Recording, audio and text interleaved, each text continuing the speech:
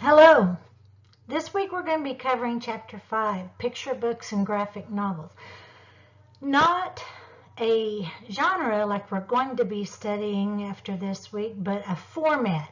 But I thought because it is such an important format in children's literature that we needed to talk about this before we begin. The chapter, of course, starts with a children's poem. Picture this. I'm the belle of the ball. I'm the star of the show. When you open a book, I'm the place your eyes go.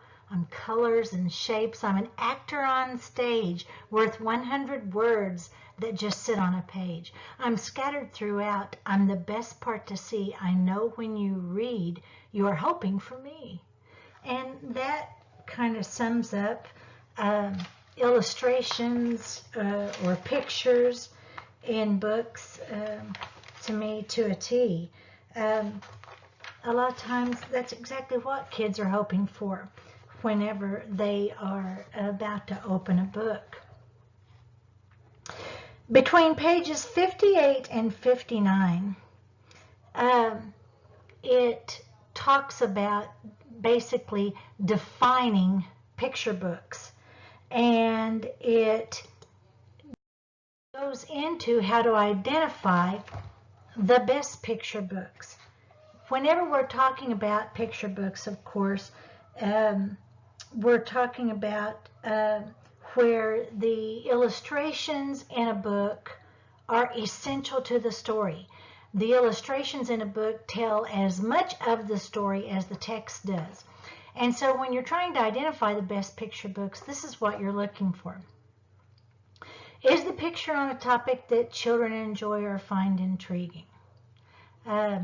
Does the book avoid racial, ethnic, social, class, or gender stereotyping in text and illustrations? We've already been talking about that ever since we were on the chapter on diversity in children's literature.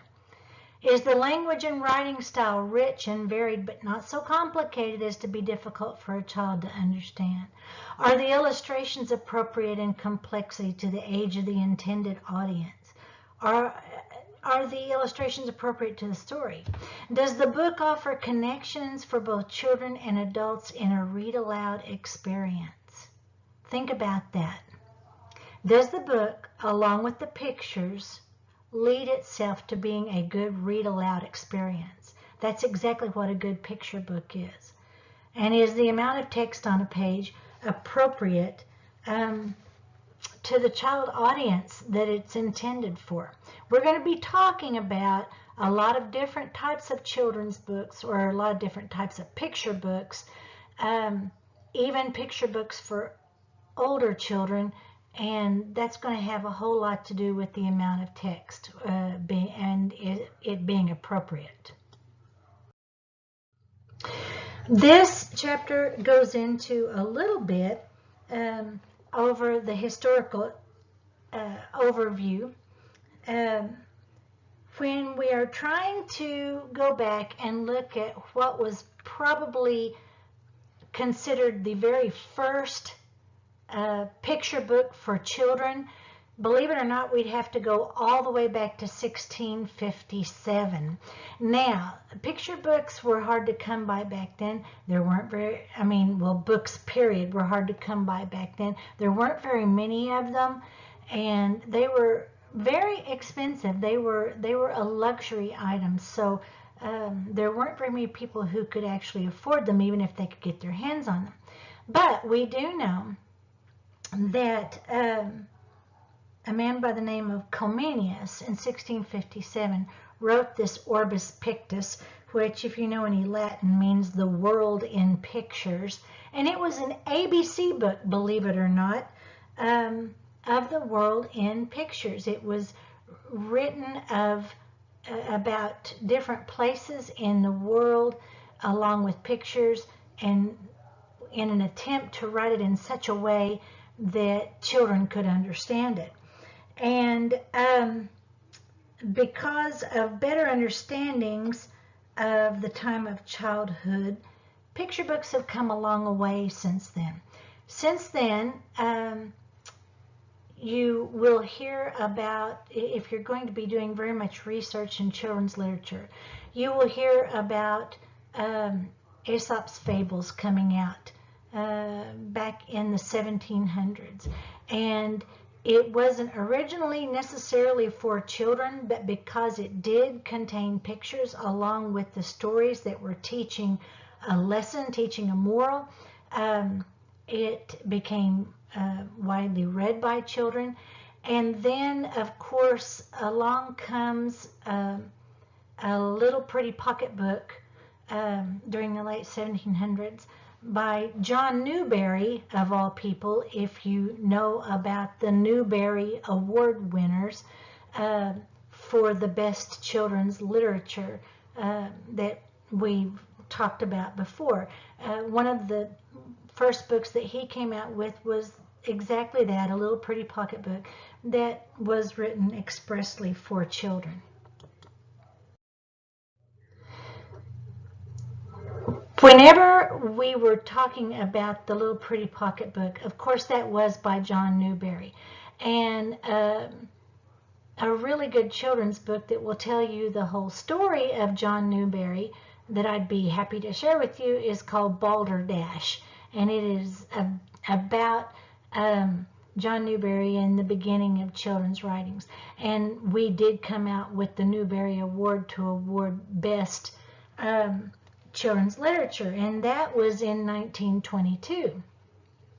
But 16 years later, we decided that we also needed to recognize the illustrations in children's books, because we were beginning to look at the illustrations as a huge part of the actual book, a huge part of what drew the children to the book. That is when, in 1938, they came out with the Caldecott Award.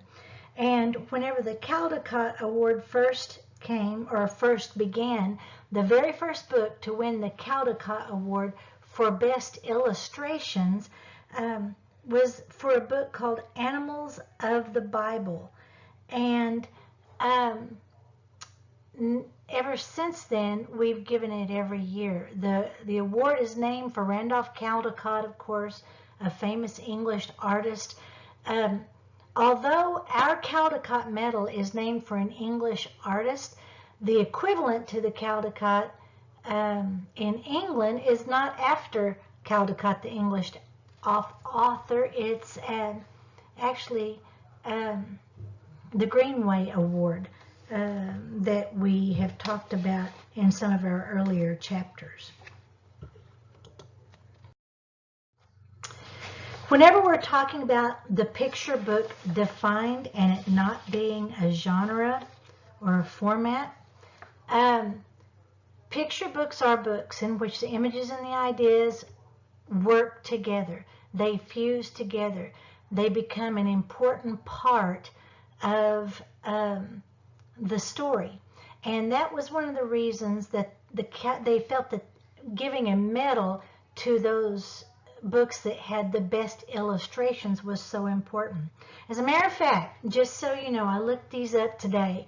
The winners for the 2020 Caldecott Award are Going Down Home with Daddy, and it was illustrated by Daniel Mentor, and it's about packing up the car and going down home, which means to visit Granny's house, and it celebrates this family's African-American culture when they go to Granny's house. There's a book called The Undefeated by Kwame Alexander that's actually a poem that is turned into a children's book that also won a Newbery Honor this past year and a Coretta Scott King Award for Best Multicultural Literature. A book called Bear Came Along by Liu Pham about friendship and community, and a bear floating down the river and all these other animals that join him on his float down the river. And then there's an interesting book that I haven't seen yet, but I think I want to buy it. It's called Double Bass Blues, about a boy named Nick who plays a great big upright bass that's way bigger than himself, and he plays it at school in the orchestra, but he decides to take it to his grandfather's house to play, and he encounters a lot of trouble getting from the school to his grandfather's house, and all of the troubles that he goes through to get his giant bass to his grandfather's house kind of turns into his own version of the blues. And so I think that might be kind of interesting. With the picture book, back to the picture book. With the picture book defined, it's just recently that the word picture book was recognized as a compound word. It was only seen as two words up until just recently. In this format, we're also going to look at graphic novels, you know, like a story told frame by frame. The text is in the word bubbles. The visual images tell the story, and think comic books. And illustrated books. And illustrated books are not the same thing as picture books, because the correspondence of the pictures to the words is not the same. It just has a picture ever so often to kind of break up the text. When we're talking about the pictures and the words working together, one of the first books that a lot of children's literature experts go to is Where the Wild Things Are. This book is often cited as an almost perfect example of picture books because of the way the pictures and text work together to convey so much of the story. As a matter of fact, as you can see, it won the Caldecott Medal, but this book is also used by art teachers all over. Art teachers actually use Where the Wild Things very often to teach elements of design, like line and color and shape and space, because it is so near perfectly done in this particular book. I want to talk to you about this book for just a second. We're going to be talking about it in class as well. Think about these elements of design. With the same story that we're talking about, Where the Wild Things Are, if you're looking through it, and I'm going to be bringing in several copies of it this week whenever we're actually doing our in-class, if you notice, going through here in Where the Wild Things Are, the illustrations actually slowly grow a little bigger and a little bigger as the story progresses. Do you know why? It's because Max, the main character, his world, his imaginary world, is growing as it goes on through the book. As the story goes on, the white borders begin to disappear, and gradually the illustrations go all the way to the edges, because it's filling up the entire world around the little boy. Then, in the middle of it, we're going to move into at least 3 layouts where the illustrations get to a point, they keep getting so much bigger that they have no words. Do you know why? It's because that's the climax of the whole book.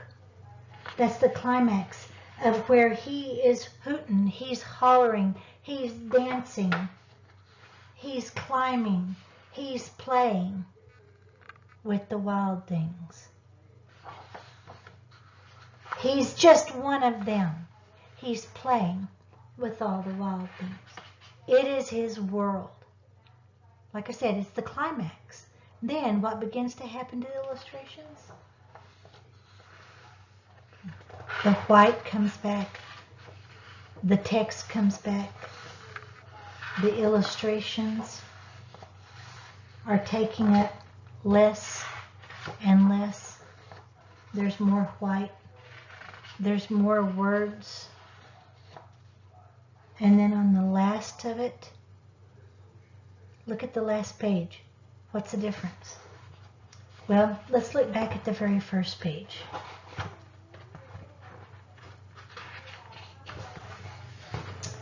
There's the very first page. The night Max wore his wolf suit and made mischief of one kind and another, right? And this is the last page. And it was still hot.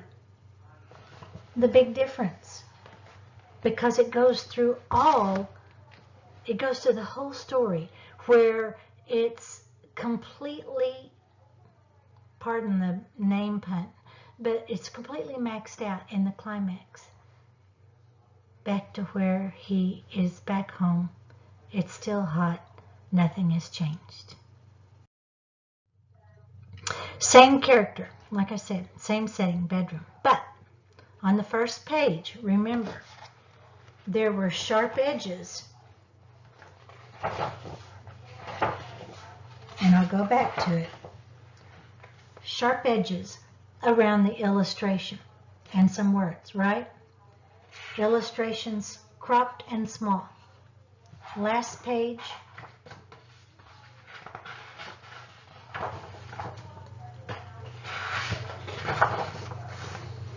No sharp edges. No broad white edge surrounding the illustration. The illustration's in full bleed because there is none. It extends the whole page. How has the character changed? How can the reader determine the change? He's gone from being full of piss and vinegar at the very beginning to back in his very own room, where he's content because he found supper waiting for him. It was still hot.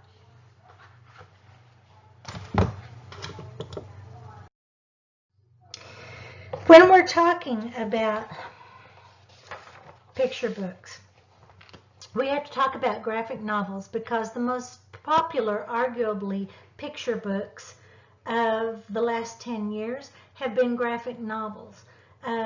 Huge interest in them. Kids love graphic novels. They're novel-length books that feature illustrations and panels. The text is told in word bubbles. It's really, really popular now. There's a whole series that are actually used in a lot of social studies classrooms called Hazardous History.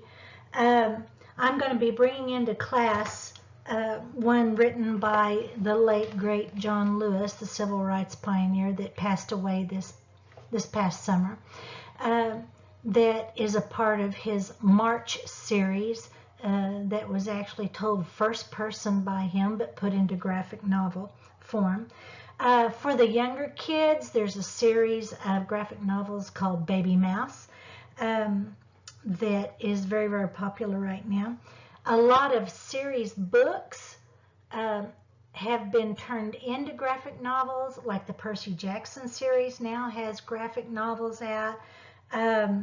There are a lot of other popular books out there. I had a children's literature student just this past year bring in a Harry Potter graphic novel. So there are not only some that were made specifically to be graphic novels, but a lot of really, really good series that have been offered in that format as well. When we're talking about illustrated books, as I mentioned earlier, illustrated books are not the same as graphic novels, and they're not the same as picture books because it's just an occasional illustration that breaks up and enhances the story. I'm going to be bringing in The Tortoise and the Soldier to share with you guys in class, in our face-to-face classes this particular week. And you might think of this. There is a series of books called Origami Yoda that is considered illustrated books. The Captain Underpants has some illustrations in them to break up the text, so those could possibly fall in illustrated book territory.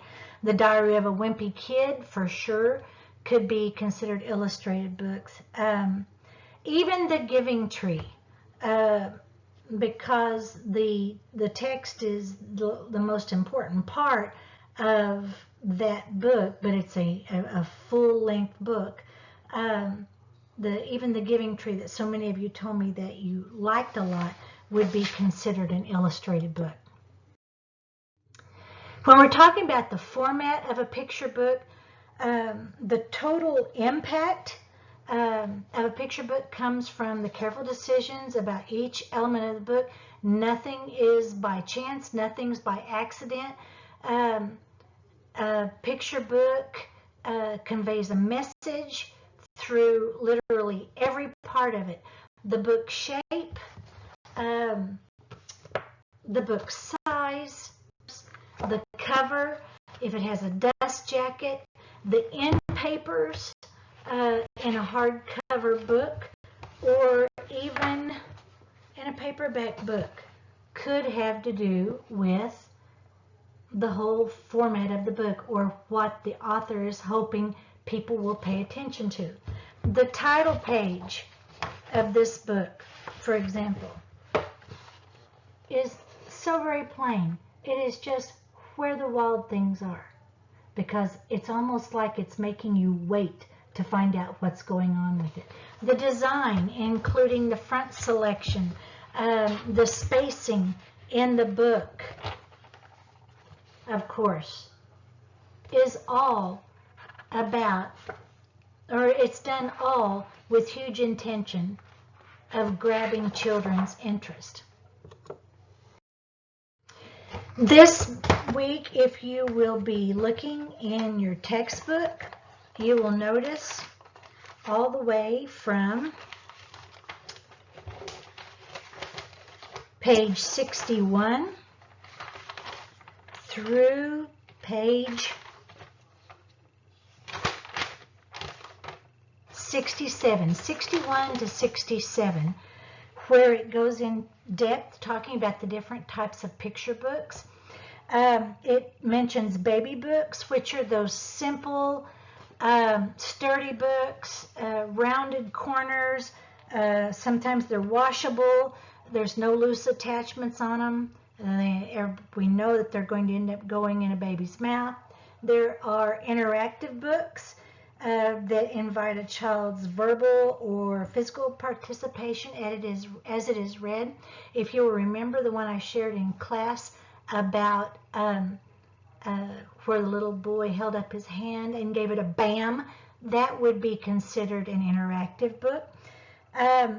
There are engineered books which use paper that is cut, folded, pop-up, see-through, three-dimensional pictures that move. Those are engineered books. Wordless books, of course, are kind of like the one that I shared last week, where it was The Lion and the Mouse, where the whole story is told simply through pictures. But don't discount wordless books, because wordless books can teach a lot. Wordless books, kids can still learn like front and back. They can still learn the concepts of beginning and ending. It can still help kids learn things like left to right progression, using language to tell a story. Wordless books are very important. Alphabet books, of course, are the ABC books that there are millions of. Counting books are kind of like alphabet books, only it is using words and pictures to introduce numbers, usually numbers 1 through 10. Concept books are those books that explore a concept, like a book that's all about a train, a book that is about sizes, a book that's about opposites. a book that's about different jobs. Those are concept books. Picture storybooks, that is used interchangeably, of course, with picture books, just like Where the Wild Things Are that we just talked about.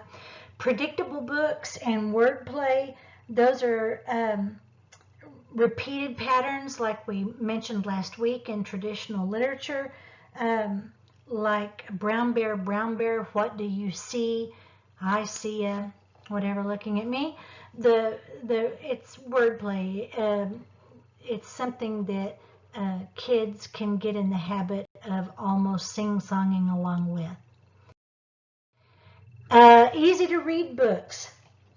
Whenever we're talking about easy to read books and even transitional books, we're talking about some of those books that are written or rewritten in order to be on different levels. We're talking about for the very, very earliest readers with the easy to read books. There's even an award given now. It started in 2004 for the best easy to read books, and guess who it's named after? It's named after the Theodore Seuss Geisel Book Award. That's for the best easy to read book. Transitional books are when kids can read, but they really haven't achieved that true fluency yet. We're going to be talking in class this week about picture books for older readers. They're more sophisticated. The concepts may be a little abstract. They're complex in their themes. Like Selznick's The Inventions of Hugo Cabret. If you've read the book or you have seen the movie, you would know what I'm talking about whenever it comes to picture books for older readers. Which, by the way, that one is a true novel, but it won a Caldecott the year that it came out. Postmodern picture books, kind of similar to The Stinky Cheese Man and Other Fairly Stupid Tales that I brought in last week. The True Story of the Three Little Pigs. It's done with a lot of different mixed media. Sometimes it looks like the pictures are about to jump off the page, or it will have a character actually look like they're folding the back of the page back. Different things like that all fall into the postmodern picture books category. John Zieska is renowned for that came up with the Stinky Cheese Man and Other Fairly Stupid Tales. And then, of course, the graphic novels that we talked about earlier. Whenever we're talking about challenging perspectives on picture books, some of them kind of come down to this. The concept of book for a child is an important milestone to literacy. So we have to have those picture books in order for our youngest readers to really, really want to have those books in their hands, to really, really be interested in them. Looking at pictures in books can take children to a next skill level. You can do picture walks through books.